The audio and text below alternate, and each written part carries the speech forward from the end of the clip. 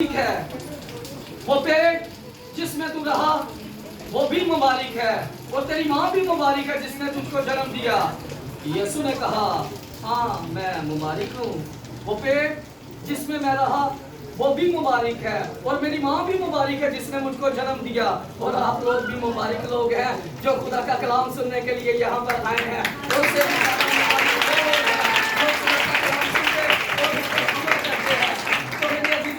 जिनके पास कलाम खुदाबंदी है मेरे साथ निकालिए ज़बूर 107 उसकी 20 है। आज जिस टॉपिक पे हम बात करने जा रहे हैं उसका उन्वान है खुदा कलाम नाज़िल करता है। ज़बूर 107 उसकी 20 है।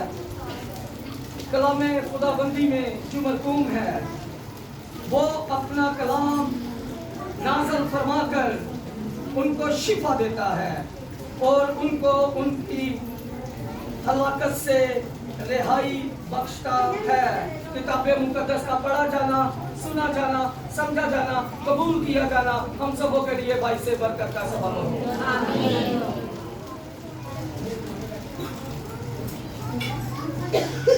वो अपना कलाम नाज़िल फरमाकर उनको शिफा देता है और उनको उनकी सारी हलाकत से रिहाई बख्शता है। गोया जहां कलाम है वहां शिफा है। शिफा लेने का और देने का एक ही तरीका है कि वो कलाम को नाज़िल करता है और शिफा देता है। आज बहुत से लोग ये दावा करते हैं कि ये इल्हाम है, लेकिन जहां पर कलाम है शिफा वहीं से ही आपको मिलेगी, क्योंकि वो अपना कलाम नाज़िल फरमाकर उनको शिफा देता है और उनको उनकी सारी हलाकत से रिहाई बख्शता है। क्योंकि किताबे मुकद्दस में लिखा हुआ मिलता है कि इब्तिदा में और कलाम खुदा के और कलाम ही खुदा था, तो दुनिया उसी के वसीला से पैदा हुई। कलाम मुजस्सम हुआ, फजल और सच्चाई से मामूर होकर हमारे दरमियान में रहा और हमने उसका ऐसा जलाल देखा जैसे बाप के इकलौते का जलाल। गोया कलाम यीशु है। जहाँ यीशु है वहाँ पर शिफा आती है। मत जाए ऐसी जगहों पर, मत जाए ऐसी जगहों पर जहाँ पर यीशु नहीं है। आज इस जगह पर यीशु मौजूद है। आज सुबह आप जितने भी लोग आए हैं अपनी बीमारियां लेकर आए हैं, आज सुबह इस बात को अपने जहन में रखिए कि यीशु ने आपको शिफा दे दी है। आपकी बीमारी कैसी भी क्यों ना थे, यीशु ने आपकी बीमारी वाले हिस्से का ऑपरेशन कर दिया है, क्योंकि वो अपना कलाम नाज़िल फरमाकर उनको शिफा देता है और उनको उनकी सारी हलाकत से रिहाई बख्शता है। क्योंकि किताबे मुकद्दस में लिखा है कि ईमान सुनने से पैदा होता है और सुनना मसीह के कलाम से। वो या कलाम यीशु है। जहाँ पर यीशु है वहाँ पर शिफा आती है। मेरे अजीजों मेरे पास कोई नोट्स नहीं है, कोई नोट्स नहीं है, सिर्फ मैंने हवाला पढ़ा है, बाइबल बंद है। पाकरू मुझे जिस तरह से लीड करेगा, जिस तरह से गाइड करेगा, मैं खुदा का कलाम डिलीवर करता जाऊंगा। मेरे पास कोई नोट्स नहीं है। वो अपना कलाम नाज़िल फरमाकर उनको शिफा देता है और उनको उनकी सारी हलाकत से रिहाई बख्शता है। अगर हिजकिय्याह की किताब उसका 37वां बाब पढ़े तो किताबे मुकद्दस में लिखा है कि खुदा का कलाम मुकद्दस हिजकिय्याह पर नाज़िल हुआ। खुदा ने कहा कि ऐ हिजकिय्याह अपने चारों तरफ देख, तू क्या देखता है? उसने कहा कि यार खुदावन, ऐ मालिक देख, मैं अपने चारों तरफ एक बड़ा मैदान देखता हूँ जहाँ पर सूखी हुई हड्डियां पड़ी हुई हैं। ये हड्डियां वो हड्डियां हैं जो अपनी मर्जी से चल फिर नहीं सकती। ये हड्डियां वो हड्डियां हैं जिनके अंदर कोई जान नहीं है। ये हड्डियां वो हड्डियां हैं जिनके अंदर कोई रूह नहीं है। तो मैंने कहा कि इसको तूने ठीक देखा है, तूने ठीक देखा। अब जरा मुझे ये बता, क्या ये मुर्दा हड्डियां जिन पर कोई नसें नहीं है, जिन पर कोई गोश्त नहीं है, क्या ये जिंदा हो सकती है? ए हिजकिय्याल, मुझे बता, क्या ये मुर्दा हड्डियां जिंदा हो सकती है? हिजकिय्याल मेरे अजीजों कभी हड्डियों की तरफ देखता, कभी आसमान की तरफ देखता, कभी हड्डियों की तरफ देखता, कभी आसमान की तरफ देखता। उसकी समझ से बाहर है, ये तो मुर्दा हड्डियां हैं, ये तो कभी भी जिंदा नहीं हो सकते। बाज़ औक़ात मेरे अजीजों, मेरी बहन, मेरे भाई, हमारी जिंदगी में ऐसे रहमान आ जाते हैं, बीमारी हमें घेर लेती है, मुसीबतें हम पर आ जाती हैं और हम ये कहते हैं कि मैं नहीं जानती, मैं नहीं जानता। लेकिन आज सुबह आपको बताना चाहता हूँ, एक है जो जानता है। अगर सारी दुनिया एक ही ग्राउंड में जमा हो जाए तो उससे भी बढ़कर उसके हाथ हैं। आज हिजकिय्याल से वही खुदा कलाम कर रहा है। खुदावंद ने कहा कि हिजकिय्याल, मैंने तुझसे कहा, क्या ये मुर्दा हड्डियां जिंदा हो सकती है? हिजकिय्याल ने कहा कि खुदावंद मैं नहीं जानता, बल्कि तू जानता है। मैं तो अक्सर यहाँ से गुजर जाता, मैं तो अक्सर यहाँ से रास्ता गुजर के निकल जाता। खुदावंद ये बदबूदार हड्डियां मैं नहीं जानता, खुदावंद तू जानता है। खुदावंद ने कहा कि हिजकिय्याल तूने ठीक देखा, तूने ठीक कहा कि तू नहीं जानता। हिजकिय्याल इन हड्डियों के साथ कलाम करना शुरू कर दे। जब तू कलाम करेगा तो फिर खुदा के जलाल को देखेगा।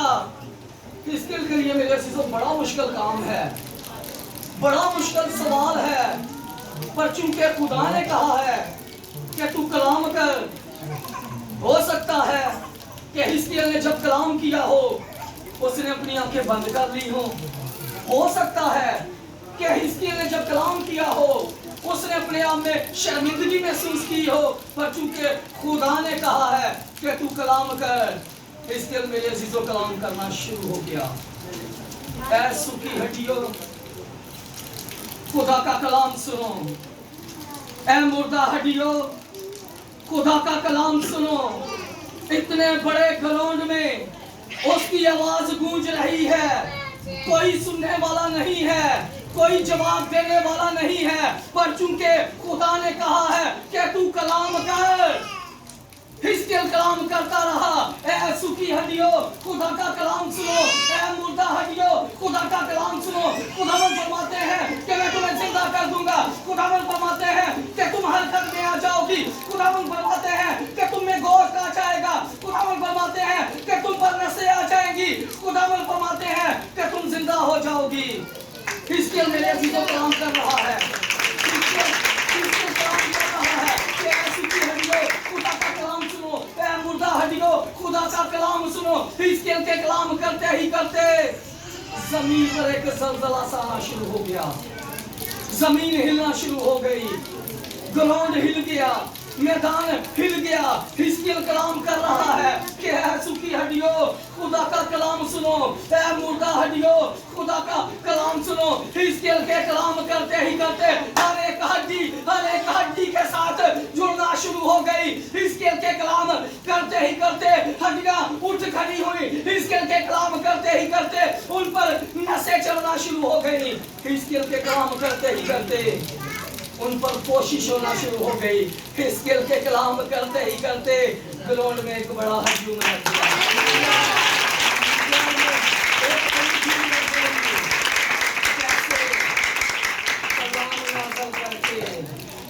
इस कलाम को जो मेरे हाथ में है बड़ी कुदरत पाई जाती है।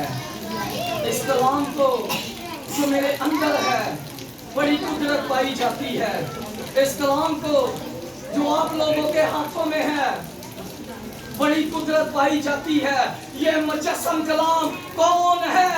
ये मुजस्सम कलाम यीशु नासरी है, जो हर जगह लोगों शिफाए के काफिला अगर यीशु जन्नत के किनारे पर होता तो भीड़ लग जाती है, अगर यीशु गलील में होता तो भीड़ लग जाती है। अगर यीशु बैते हसना में होता तो भीड़ लग जाती है। अगर यीशु सूर और सिदा के इलाका में होता तो भीड़ लग जाती है। अगर यीशु पुत्रे नहूम में होता तो भीड़ लग जाती है। और लोग एक ही बात जानते कि अगर यहाँ पर यीशु मौजूद है तो जरूर मौजज़ात होंगे। अगर यहाँ पर यीशु मौजूद है तो जरूर कुछ ना कुछ नया होगा। तो फिर यीशु नए नए काम करता, तो फिर यीशु बड़े बड़े काम करता। अगर जन्म के अंधे से कहता कि जा तू बीना हो जा, और वो देखना शुरू कर देता। अगर यीशु आज 38 साल वाले बीमार के पास चला ही जाता है तो उसकी बीमारी 38 सेकंडों में चली जाती है। अगर यीशु आज हवा और पानी को डांटता है तो वो भी उसका हुक्म मानते हैं। अगर यीशु 5 रोटियों को हाथ लगा देता है तो वो 5,000 बन जाती है। अगर यीशु यार की बेटी से कहता है कि तेरी कुर्मी, वो लड़की जो मर जाती है, मेरा यीशु उसे जिंदा कर देता है। अगर यीशु आज लाजर की कब्र के पास चला ही जाता है, जो सुन नहीं सकता, जो देख नहीं सकता, जो बोल नहीं सकता, जिसे कब्र में रखे हुए भी 4 दिन हो चुके हैं, अगर यीशु आज लाजर की कब्र पर जाकर कलाम करता है, वो लाजर को पुकार कर कहता है क्या लाजर काम है, निकल आ, तो मिट्टी दोबारा खड़क होकर मेरे यीशु के कदमों में आ जाती है।